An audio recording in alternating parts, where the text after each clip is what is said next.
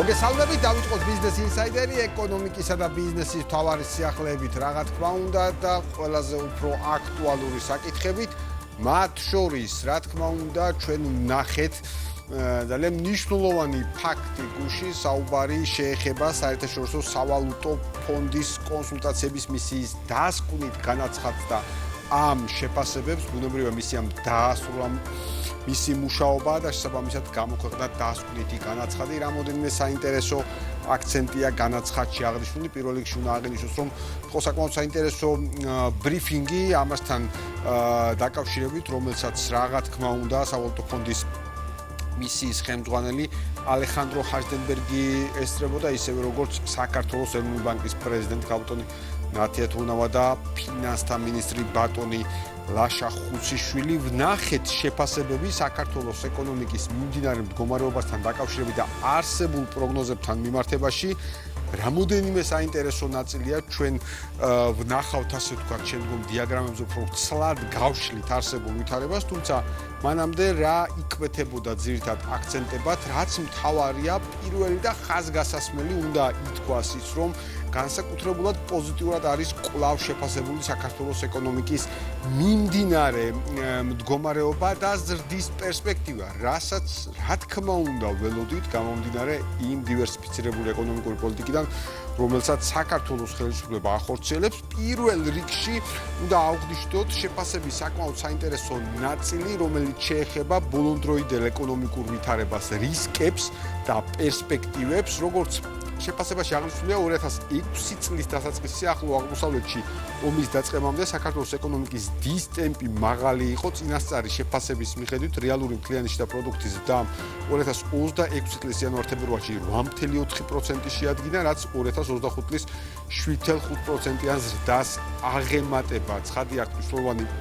ნაწილია, რომ კვლავ ხაზგასმულია ჩვენს მიერ არაერთხელ დაფიქსირებული ინფორმაცია და კომუნიკაციების ტექნოლოგიების, ანუ ICT სექტორის, ტრანსპორტის, განათლების სერვისების მუდმივი ზრდა და დინამიკა. აქვე აღნიშნულია, რომ ინფლაციური წნეხი განსაკუთრებით კონფლიქტის დაწყების შემდეგ გაიზარდა, თუმცა მანამდე, როგორც ჩვენც აღნიშნავთ, ინფლაცია შემცირების მიმართულებით მოძრაობდა. 2025 წლის ბოლოს სამოხმარებლო ფასების ინფლაცია 4% შეადგინა, ხოლო მარტში 4.3%-მდე მოიმატა, რაც იმპორტირებული საკვებისა და ნავთობის ფასების ზრდას ასახავს. კიდევ ერთხელ ეს გადმოცემის ნაწილი ამ შემთხვევაში, სწორედ რაც ნაწილობრივ ნამდვილად არის დაკავშირებული ისის შეფასებაში აღნიშნული ახლო აღმოსავლეთის ომთან დაკავშირებულ ვითარებასთან. როგორც მოგეხსენებათ, ამასთან საბაზო ინფლაცია საქართველოს ეროვნულ ბანკს აქვს განსაზღვრული 3%-მდე. სხვათა შორის სავალუტო ფონდი აღნიშნავს, რომ 2021 წლის პირველ ნახევარში ინფლაციის მაღალ დონეზე შენარჩუნებაა მოსალოდნელი, რაც განპირობებულია მათ შორის საწვავის ფასის დიდ, რაც კიდევ ერთხელ დაკავშირებულია სწორედ ახლო აღმოსავლეთში არსებულ ვითარებასთან. საინტერესოა, რომ სავალუტო ფონდი აღნიშნავს საგარეო პოზიციის გაუმჯობესებას, მაგრამ კვლავ მოწყვლადია ენერგომატარებლების ფასები და რა თქმა უნდა შემოსავლები ტურიზმიდან, რომელიც ასევე გარკვეულწილად კითხვის ნიშნის ქვეშ დგება, ანუ დინამიკის ნაწილი და ჩვენ შემდგომ ამ ნაწილს გავარჩევთ კიდევ უფრო მეტად. მიმდინარე ანგარიშის დეფიციტს რაც შეეხება 2026 წელს 5%-მდე გაიზრდება ნავთობის მაღალი ფასის და ტურიზმის შემოსავლების კლების გამო. კიდევ ერთხელ რომ დაუკვირდეთ ვითარებას, ყველა ფაქტორში აღნიშნულია ახლო აღმოსავლეთში არსებული კონფლიქტი და არა ის თუ რა ხდება ამ შემთხვევაში საქართველოს შემთხვევაში. თუმცა კვლავ გავაგრძელოთ სწორედ ამ შეხვედრის აღნიშვნა, ასევე აღნიშნულია ფისკალური მაჩვენებლების სიძლიერე, ფისკალური დეფიციტი 2025 წელს გეგმაზე მნიშვნელოვნად დაბალი იყო შემოსავლების და კაპიტალური ხარჯების დაბალი ათვისების გამო. ხოლო საჯარო სექტორის ვალი მთლიანი შიდა პროდუქტის 35%-ზე ნაკლებია, რაც ასევე მნიშვნელოვანი მაჩვენებელია. საუბარია მომავლის პერსპექტივის ნაწილზე, რომელიც გაურკვევლობით ხასიათდება კიდევ ერთხელ ახლო აღმოსავლეთში არსებული ვითარებიდან გამომდინარე. მთავარი მიზანი, როგორც აღნიშნულია, ასევე საერთაშორისო სავალუტო ფონდის შეფასებაში არის, რომ მონეტარული პოლიტიკა ინფლაციის სამიზნე მაჩვენებლის შენარჩუნებაზე იყოს მიმართული და მიუხედავად აღნიშნულისა, ცალსახად არის საქართველოს ეროვნული ბანკის ძალიან სწორი პოლიტიკის შედეგები, რომელიც ჯამში უზრუნველყოფს მონეტარული პოლიტიკის სტაბილურობას. ასევე აღნიშნულია ფისკალური პოლიტიკის ნაწილში სახელმწიფო ვალდის არსებულ დონესთან ახლოს შესანარჩუნებლად გადასადგმელი ნაბიჯები და ამ კუთხითაც პროგრესი შესაბამისად აღნიშნულია, ისევე როგორც აღნიშნულია საბანკო სექტორის როლი, ფინანსური სექტორის სტაბილურობა და აღნიშნულია ცალსახად, რომ საბანკო სისტემა კაპიტალით კვლავ კარგად არის უზრუნველყოფილი, ლიკვიდური და მომგებიანია, თუმცა აქვე აღნიშნულია, რომ საბანკო სექტორმა ყურადღება უნდა მიაქციოს სწორედ გარე ფაქტორებიდან მომდინარე რეფორმებს. რა თქმა უნდა, აღნიშნულია ინფრასტრუქტურა და ბიზნეს გარემო ცალსახად გამოყოფილია ენერგეტიკის, ტრანსპორტის, ლოგისტიკური ინფრასტრუქტურის მუდმივი გაძლიერების აუცილებლობა, რაც საქართველოს შემთხვევაში აუცილებელია კონკურენტუნარიანობის შესანარჩუნებლად, გასაძლიერებლად და რა თქმა უნდა დაკავშირებადობის შემდგომ გასაზრდელად და უზრუნველსაყოფად. ასევე მნიშვნელოვანია და მნიშვნელოვნად აღნიშნულია ინფრასტრუქტურული ინვესტიციების დაჩქარებისა და რეგიონულ თანამშრომლობის მიმართულებით განსახორციელებელი ნაბიჯები. მთლიანობაში შეიძლება ითქვას, რომ განსაკუთრებულად პოზიტიურად არის აღნიშნული საქართველოს ეკონომიკის ზრდის ტენდენცია, კვლავ მაღალ მაჩვენებელზე ფიქსირდება საქართველოს ეკონომიკური ზრდის ნაწილი, ამას ჩვენ ყველაფერს გავშლით და გავარჩევთ ამ კუთხით და ძალიან საამაყოა, რომ მიუხედავად არსებული რისკებისა, რომელსაც ვხედავთ ჩვენ მისიის შეფასებაში და მიუხედავად მთელი რიგი ასპექტებისა, საქართველოს ეკონომიკა გამორჩეულად ინარჩუნებს სტაბილურობას და რა არის ამ შემთხვევაში მთავარი მესიჯი ინვესტორებისთვის? მთავარი მესიჯი არის ინვესტორებისთვის მთავარი, რომ სწორედ გრძელვადიანი მშვიდობის უზრუნველყოფამ და არსებულ ვითარებაში სწორი პოლიტიკის შენარჩუნებამ უზრუნველყო და განაპირობა ის, რომ საქართველო მიუხედავად ტურბულენტური ვითარებისა და მიუხედავად ათასგვარი ეკონომიკური რისკების გადმოცემისა, მაინც განაგრძობს სტაბილურ ზრდას და ინარჩუნებს მონეტარულ სტაბილურობას. ჩვენ შეგვიძლია მოვისმინოთ შეფასებები ამ ჭრილში. I'd like to start by thanking მადლობა მსურს გადაუხადო საქართველოს ხელისუფლებას მათი შესანიშნავი თანამშრომლობისა და ღია ჩართულობისთვის მთელი ჩვენი მისიის განმავლობაში. საქართველოში შევხვდით დაინტერესებულ მხარეთა ფართო სპექტრს. არა მხოლოდ საჯარო, არამედ კერძო სექტორიდან. ეს კონსულტაცია ჩატარდა უჩვეულოდ მაღალი გლობალური გაურკვევლობის ჟამს, რაც განპირობებულია ახლო აღმოსავლეთში მიმდინარე ომით. ამ კონტექსტში საქართველოს ეკონომიკური საქმიანობა ინარჩუნებს სიმტკიცეს, თუმცა პერსპექტივები გამოწვევებს უკავშირდება. ზრდის ტემპი კვლავ ძლიერია, განსაკუთრებით ძლიერი ზრდა შეინიშნება მომსახურების სექტორში. თუკი გარე პირობების შედარებით სწრაფად დასტაბილურდება ჩვენი პროგნოზით, ზრდის მაჩვენებელი წელს იქნება დაახლოებით 5.3%. საერთო ჯამში საქართველოს კარგ მდგომარეობაშია. გარე შოკებთან გამკლავებას ხელს უწყობს ძლიერი მიკროეკონომიკური საფუძვლები და მისი გამართულად მართვის კარგი გამოცდილება. ეკონომიკური აქტივობა კვლავ ძლიერია, ასევე გაუმჯობესდა ქვეყნის საგარეო პოზიციაც, კერძოდ მიმდინარე ანგარიშის დეფიციტი 2025 წელს რეკორდულად ისტორიულად დაბალი იყო. ჩვენთვის, ეროვნული ბანკისთვის ეს ნიშნავს, რომ კვლავაც ხელსაყრელი პირობებია იმისთვის, რომ გავაგრძელოთ ჩვენი საერთაშორისო რეზერვების აკუმულირება. ფონდიც აღნიშნავს, რომ ჩვენ მოვახერხეთ და გასულ წელს რეკორდულ მაქსიმუმს მიაღწია ჩვენმა საერთაშორისო სავალუტო რეზერვებმა. ახალი გამოწვევა ეს არის ახლო აღმოსავლეთის მოვლენები, ეს არის დამატებითი ინფლაციური შოკი, რომლის სიძლიერე დამოკიდებული იქნება, რა თქმა უნდა, ამ კონფლიქტის ხანგრძლივობაზე. ჩვენ ერთ-ერთ საკითხად, რა თქმა უნდა, გქონდა ეროვნული ბანკის მმართველობის გაუმჯობესების საკითხი. თებერვალში ჩვენ მასპინძლობდით დიაგნოსტიკურ მისიას, რომელიც სწორედ მმართველობის საკითხებს ეძღვნებოდა. საკმაოდ საინტერესო რეკომენდაციები დაიდო ამ მისიის შედეგად და ეს აღნიშნულიც არის ამ მიმდინარე მისიის ანგარიშში, რომ ნაწილობრივ უკვე იქ მოყვანილი რეკომენდაციები ჩვენს მხრიდან არის შესრულებული, დანარჩენზე მუშაობთ. აქედან გამომდინარე, გვაქვს კარგი პროგრესი ამ თვალსაზრისით. ფისკალურმა დეფიციტმა პრაქტიკულად ისტორიულ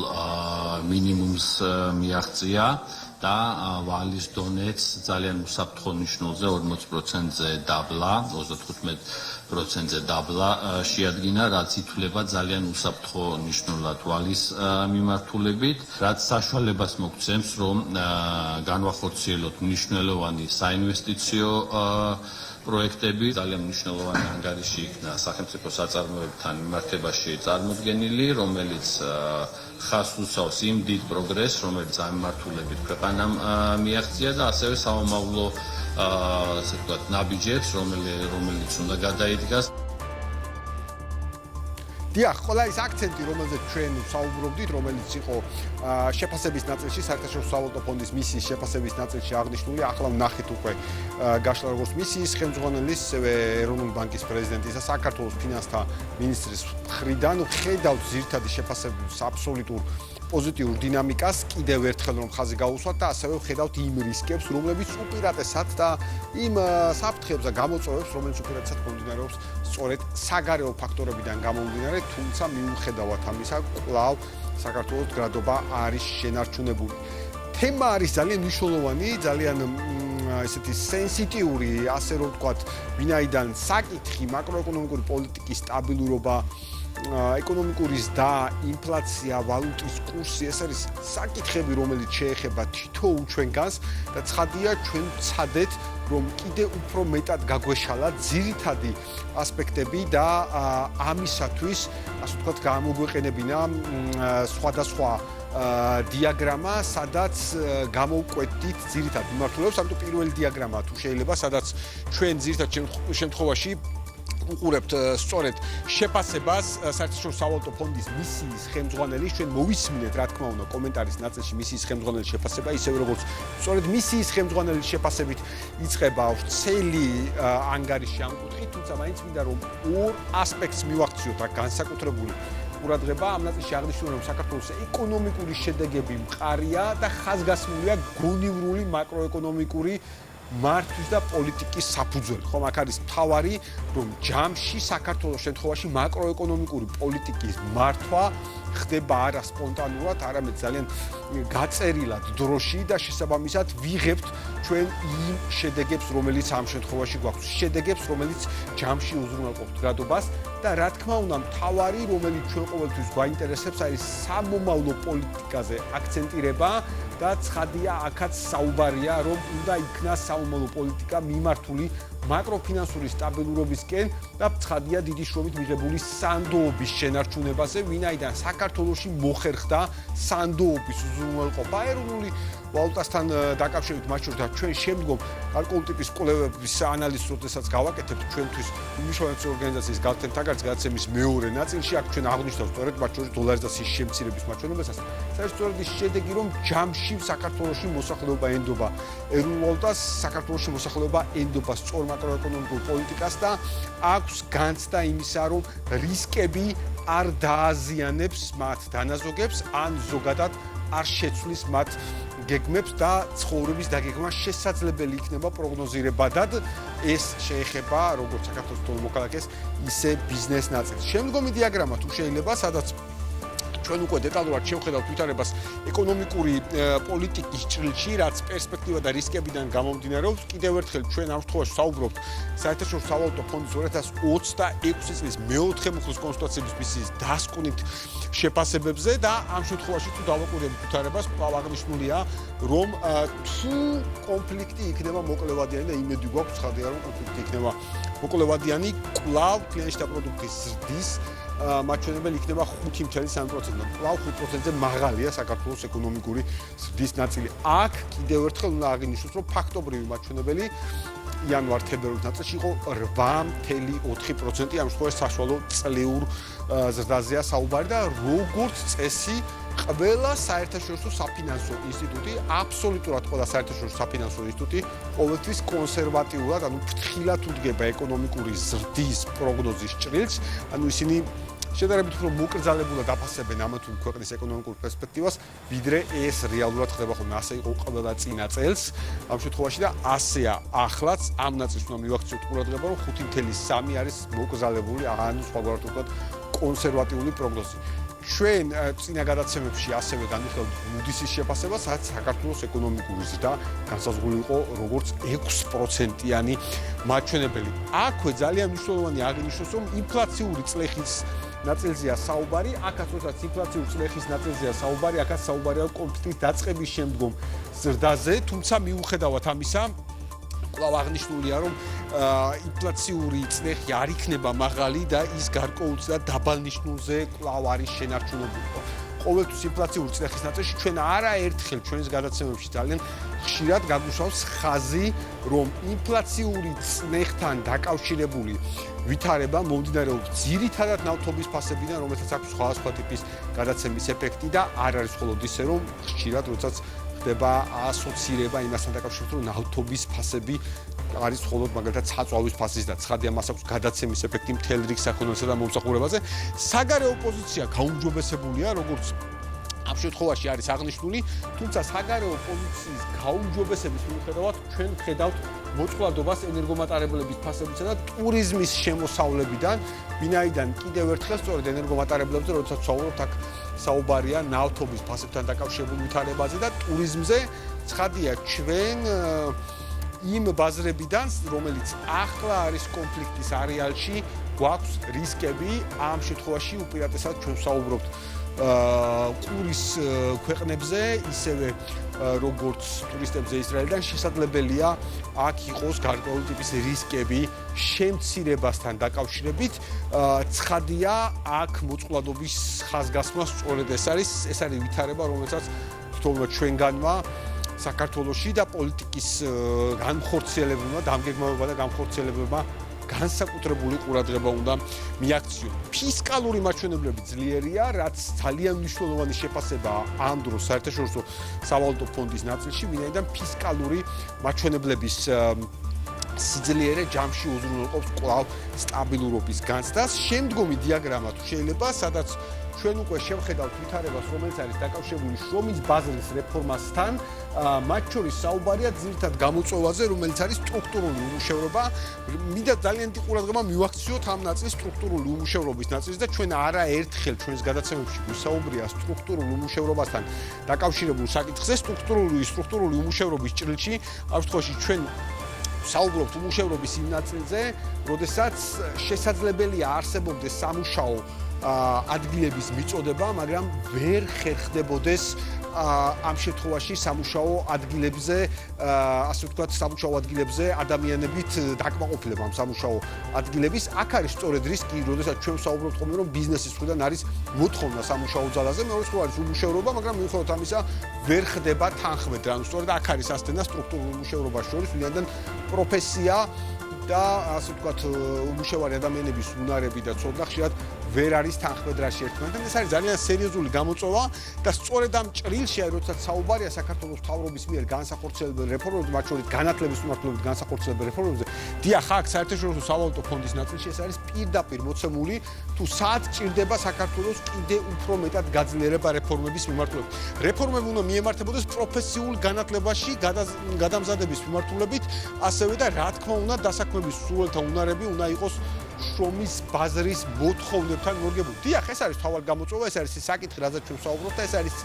განათლების რეფორმის ის ძირითადი მიმართულებები მათ შორის და განათლების რეფორმის საჭიროებებში გამოკვეთილი საკითხები, რომელზეც საქართველოს მთავრობა საუბრობს. ხშირად როდესაც ამოვიხობთ, რომ სად არის კვლევა განათლების რეფორმის საჭიროებასთან დაკავშირებით, ერთი წუთით რომ ყველაფერს თავი გავანებოთ, აგერ არის საერთაშორისო სავალუტო ფონდის დასკვნა, საერთაშორისო სავალუტო ფონდის შეფასება, სადაც პირდაპირ არის დასახელებული სტრუქტურული უმუშევრობა როგორც პრობლემა და როგორც პრობლემის გადაჭრის გზად არის სწორედ მითითებული რეფორმები პროფესიული განათლების თუ გადამზადების მიმართულებით. დიახ, აღიარებულია პრობლემა და გარკვეულად არის რეკომენდაციები თუ როგორ შეიძლება ეს პრობლემა იქნას გადაჭრილი. ცხადია, ამ შემთხვევაში აქცენტია იმ კუთხითაც, რომ ხელი უნდა შეეწყოს პროდუქტიულობის სექტორების მიმართულებას, ანუ ამ შემთხვევაში საუბარია მაღალ ანაზღაურებად სამუშაო ადგილების შექმნის ნაწილზე და ცხადია ამ კუთხით მნიშვნელოვანია რეფორმების გატარება და კიდევ ერთხელ ხაზგასმულია საგანმანათლებლო შრომის ბაზრის სფეროში ხელისუფლების რეფორმების დღის წესრიგის აქცენტირება, ანუ პირდაპირ ჩვენ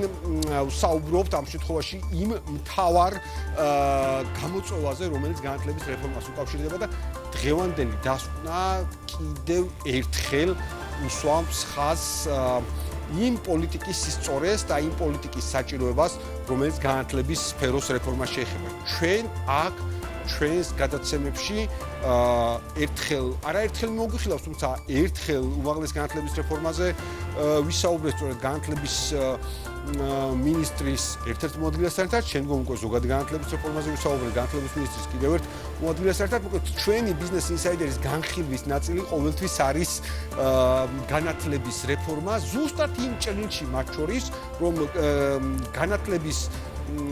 უნარები, შეძენილი უნარები საგანმანათლებლო სექტორში და შეძენილი სპეციალობები იყოს ადეკვატური საბაზრო მოთხოვნებთან, რათა ჩვენ არ გავწიროთ ადამიანები უმუშევრობისთვის, არამედ პირიქით ხელი შეუწყოთ ისეთი ცოდნის და უნარების შეძენას, რომელიც მათ დასაქმებას უზრუნველყოფს, მათ შორის კიდევ ერთხელ სწორედ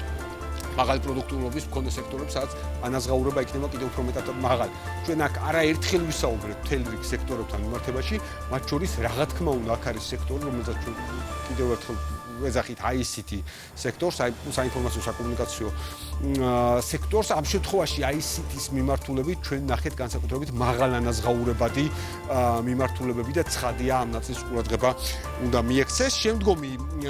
დიაგრამა კიდევ ერთი, რომელიც ჩვენ გვაქვს, რომელიც შეეხება ამ შემთხვევაში ძირითად პრიორიტეტულ მიმართულებულ სავალუტო ფონდის შემთხვევაში არის დასკვნითი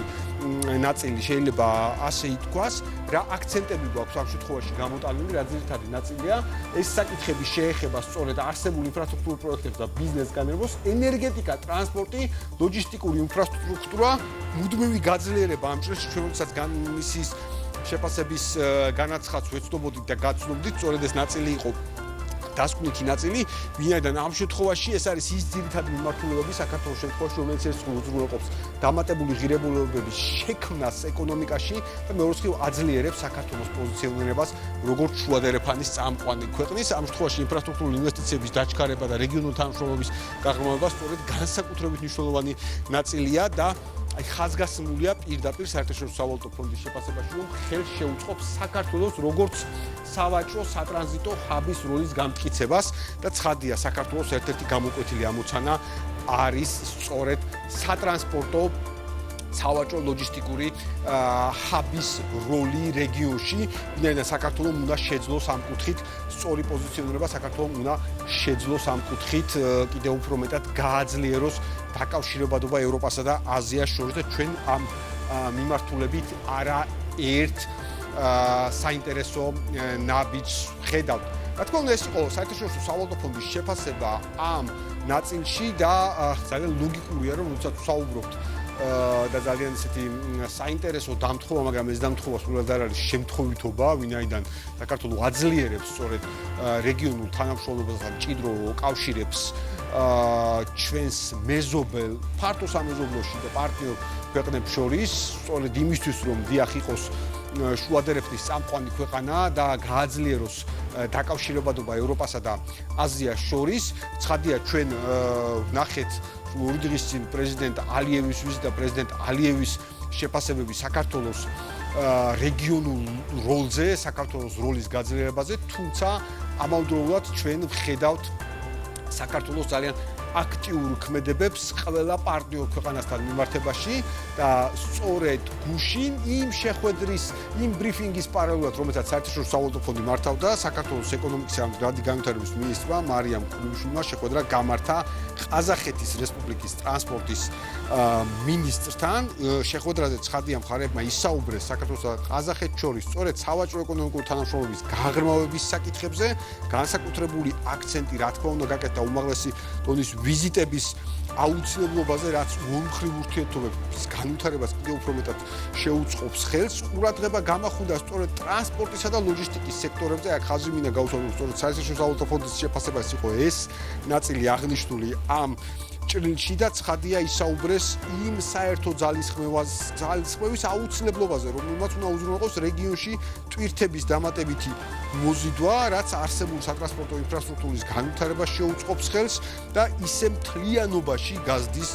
შუადერეფნის კონკურენტუნარიანობას. ასევე აღინიშნა თუ რამდენად ეფექტურად ფუნქციონირებს საქართველოს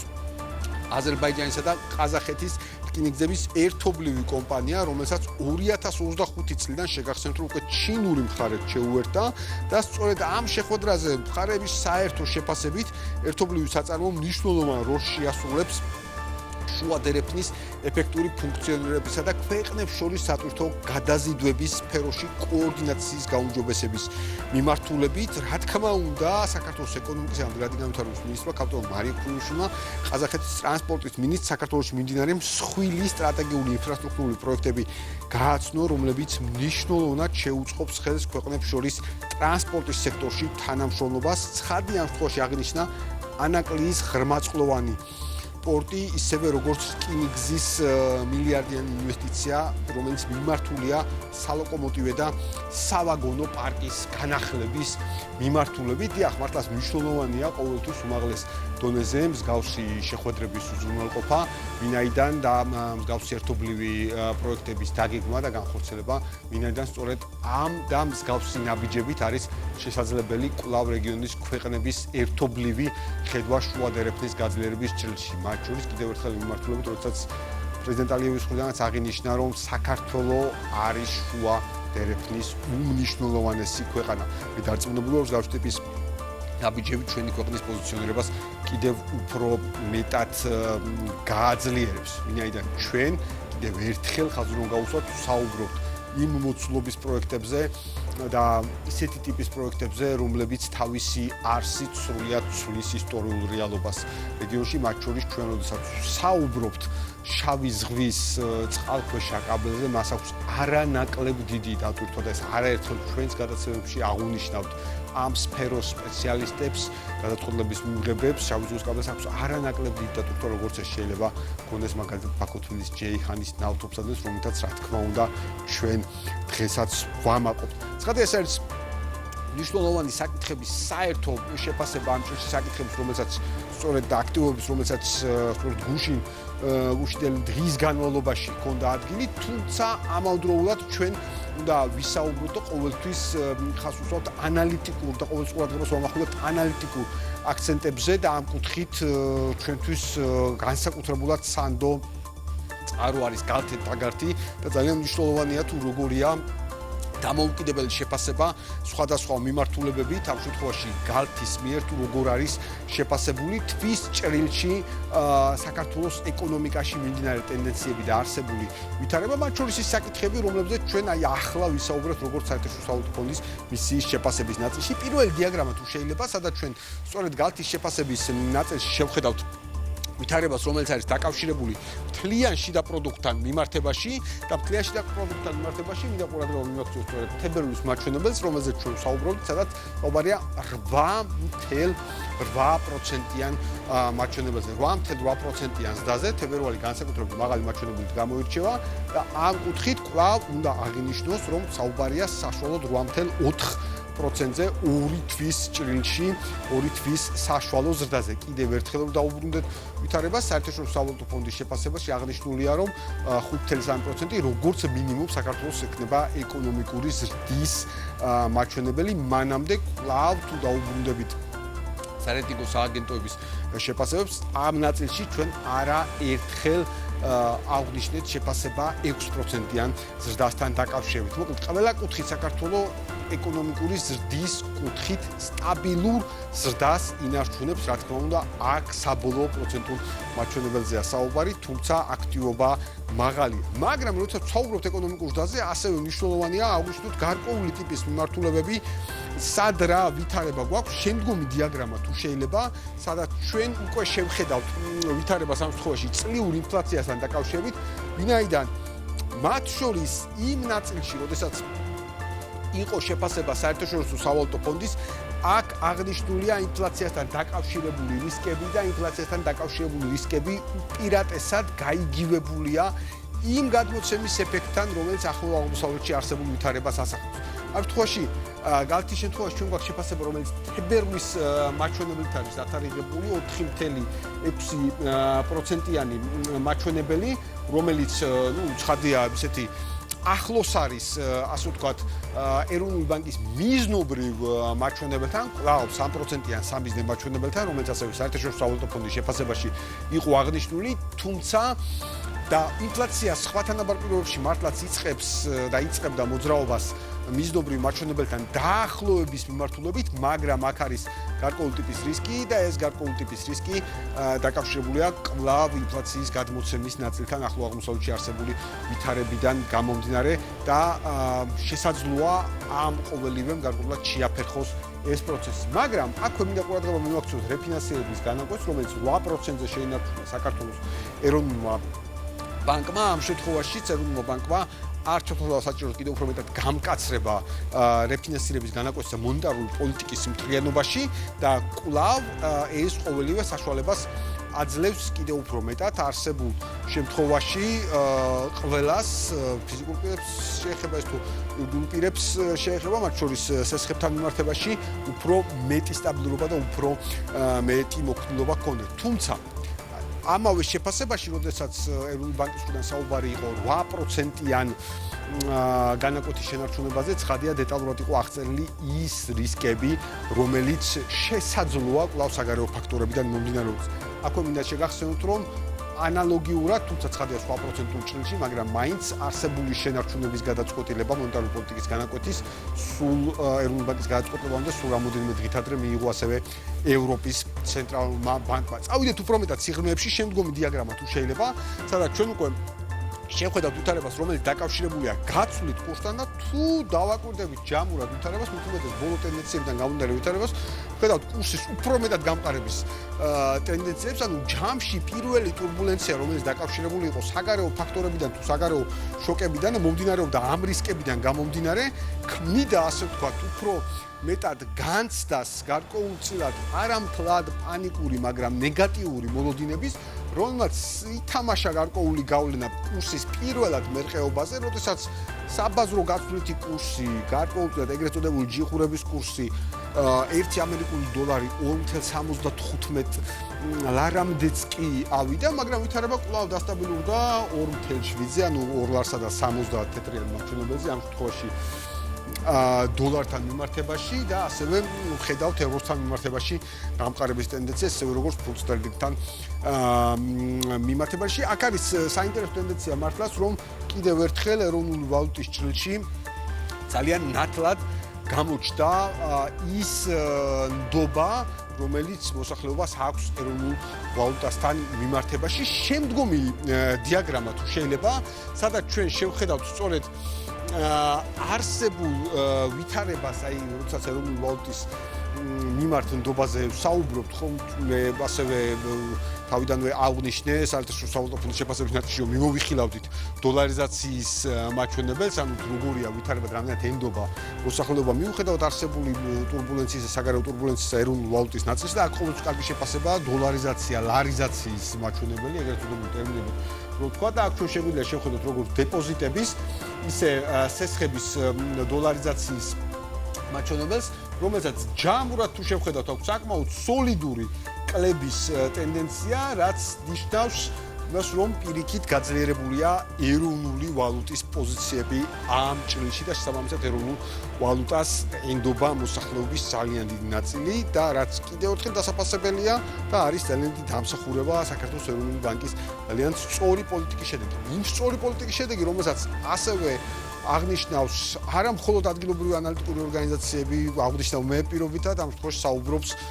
საუბრობს სწორედ გუშინდელ შეფასებაში საერთაშორისო სავალუტო ფონდი მის დასკვნით შეფასებაში და ბოლო დიაგრამა თუ შეიძლება აი იმ გამოწვევების ნაწილი, რომელიც ჩვენ გვაქვს, მანამდე არსებული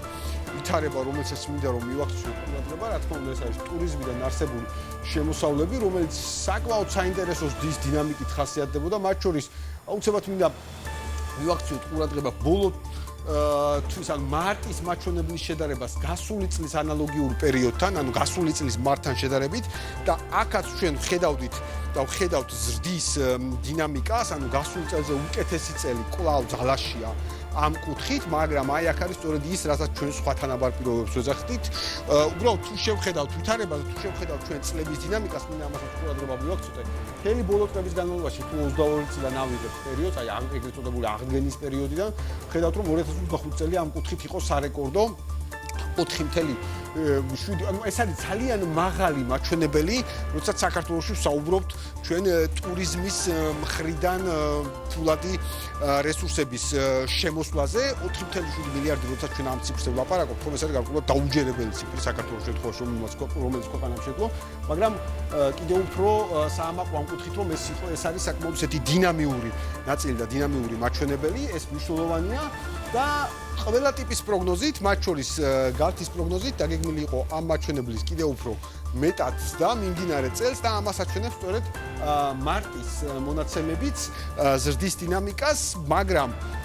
იმედი მაქვს კვლავ ისევე როგორც ყველა ტიპის პროგნოზში აღნიშნულია და ამ სიტყვებს გავიმეორებ და დავესახები რომ მე იმედი მაქვს რომ ვითარება, კონფლიქტური ვითარება ექნება შედარებით მოკლევადიანი ხაზი და შესაბამისად გადავა მილევად რეჟიმში, რაც უზრუნველყოფს კვლავ მაღალი ზრდის შენარჩუნებას, თუმცა კონფლიქტის შესაძლო გახანგრძლივება და კონფლიქტის შესაძლო გახანგრძლივების ნაწილში, მათ შორის საერთაშორისო სავალუტო ფონდი და ყველა შეფასებით ერთ-ერთ ყველაზე უფრო მოწყვლად მიმართულებად ამ თვეში ენერგორესურსებთან ერთად სახელდება სწორედ ტურიზმის ნაწილი, ანუ მთავარი რისკი, რომელიც შეიძლება იყოს კვლავ დაკავშირებულია ტურიზმის მიმართულებასთან. ცხადია კიდევ ერთხელ რომ ეს არ არის ასე ვთქვათ მთავარი დაუცილებელი პირობა, რომ რისკ ფაქტორების წინაშე იყოს ტურიზმის ნაწილი, მაგრამ კიდევ ერთხელ სხვა ტიპის შეფასებებით სწორედ ეს არის ის, რომელსაც კიდევ უფრო მეტი ყურადღება და კიდევ უფრო მეტი აქცენტირება ჭირდება. მე აბსოლუტურად დარწმუნებული ვარ, ყველა ეს ქმედებები, რომელიც ამ პერიოდის განმავლობაში ხორციელდება გადაწყვეტილების მიღების მხრიდან არის გათვლილი და უზრუნველყოფილი და ჯამურად ეკონომიკური ზრდის ჭრილში არ იქონიებს სხვა ტიპის მერყეობები მნიშვნელოვან გავლენას. რაც მთავარია, ჩვენ კიდევ ერთხელ ნახეთ გუშინდელ შეფასებაში საერთაშორისო სავალუტო ფონდის მხრიდან, რომ საქართველოს აქვს სწორი ეკონომიკური პოლიტიკა, საქართველოს აქვს ძლიერი საფინანსო სისტემა, საქართველოში მართვა საფინანსო სისტემის მონეტარული მაკროეკონომიკური პოლიტიკის არის აბსოლუტურად სწორად უზრუნველყოფილი, საბამისად მინიმიზებულია ყველა ტიპის რისკი და ქვეყანა ინარჩუნებს კვლავ მაღალ ეკონომიკურ ზრდას. დღეს კი ბიზნეს ინსაიდერი ამით დასრულებულია, ეკონომიკისა და ბიზნესის ყველა სხვა სიახლეს თქვენ რა თქმა უნდა შეგიძლიათ გაეცნოთ ჩვენს ვებგვერდზე Business Insider-ში, მე კი მომდევნო გადაცემამდე გემშვიდობებით.